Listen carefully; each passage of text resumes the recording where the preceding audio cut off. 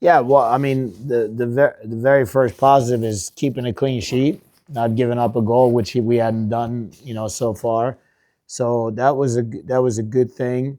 Now, we did have some opportunities, one early in the game and a couple late in the game to score and win the game, and so did they. But we need to create more, and that's something that we've been working all week, this week, leading up to the game.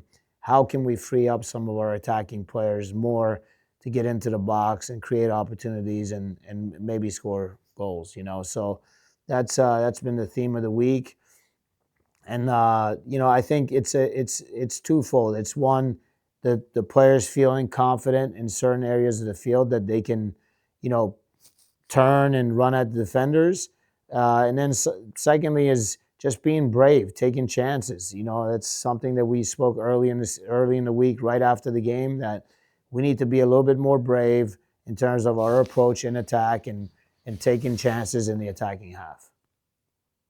Looking ahead to Brooklyn, what do you see about them where you think you have an advantage? Well, their style of play is very similar to us. They try to build through all three lines and really take their time in terms of their build up. So it gives us a chance to press them. If our press is organized and we can press them, I think we can create some turnovers in their end and turn those into goal scoring opportunities for us. The other thing is, more so than us, they play with a very high back line, so there's a ton of space in behind them. So the idea is to play a little bit more direct and to see if we can exploit that space with runners running in and getting in behind. So um, very similar teams. They're physical. We need to match that physicality. And then we have to really take advantage of that high line if they continue to play that. Last question for me. Obviously, new year, new team, but last year the games against Brooklyn were a battle of the midfields, and it felt like whoever won the midfield really was able to keep the pace throughout the game. Mhm. What do you see from their midfield, and is that still the case? Do you feel like that you can win the midfield and so help control the pace of play, which I know every coach wants? Yeah, just like we try to do. They try to overload the midfield. They tuck in their wingers and play with almost two tens and two sixes, so it's like almost a box. And their idea is to keep possession and really dictate the tempo in the middle of the field, and as you said, win that midfield battle. And we're no different. That's why I think it's a matchup that two teams kind of neutralize each other in the way they play. It's the one that takes advantage of the chances they get and put them away and punish the other team. Great. Thanks so much for your time. You're welcome. Thank you.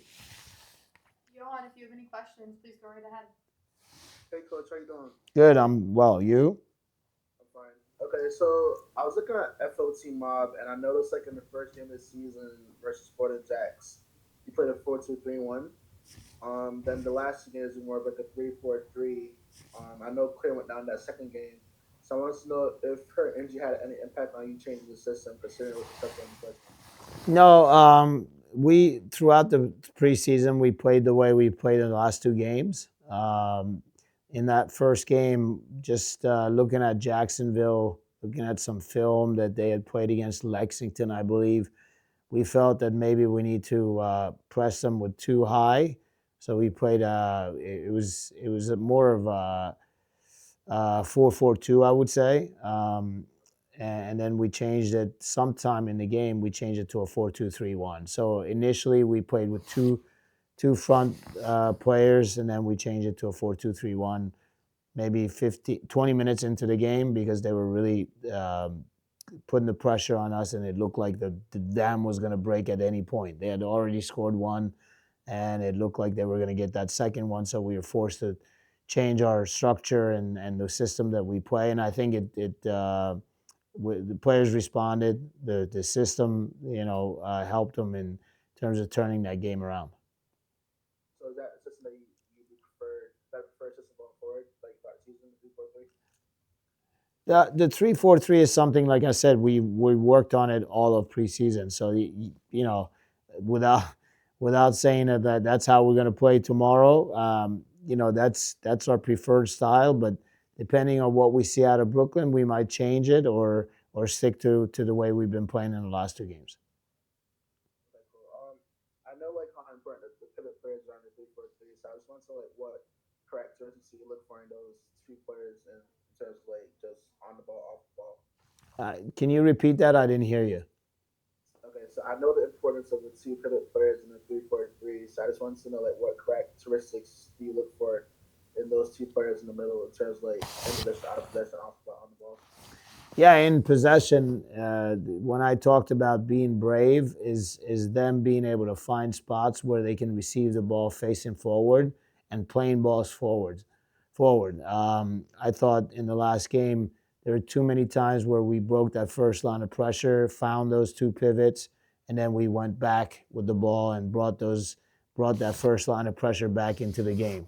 So once we eliminate that first line of pressure, can we go forward? Can we, find the next layer? That's something those two pivots can help us do. Defensively, obviously, when we're in a high press, which is a lot of times in the game, we're high pressing. They need to be tight. They need to make sure that their pivots are not easily, dictating tempo and receiving the ball with no pressure. Try to turn the ball over high up the field is one of their responsibilities. So, they're key to our game because, again, we play with two, and then sometimes we play with our wingers wide. Sometimes we play with our wingers tucked in and make a box just like Brooklyn does. So the role of those two sixes are huge, both offensively and defensively. Okay, cool. Last question. Look forward to like the next game. I know you failed to spend the last game. Is there any tactical adjustments you're looking to make going to the Brooklyn game on Thursday? I think I mentioned it, when I answered the first question. I think one of the things that we've seen in the way they play is they hold a really high line. So direct play might be more of what we're looking for in this particular game. I don't necessarily subscribe to playing directly and playing long balls, but if we have to alleviate the pressure and go over the top and find that space in behind their back line, we will do that.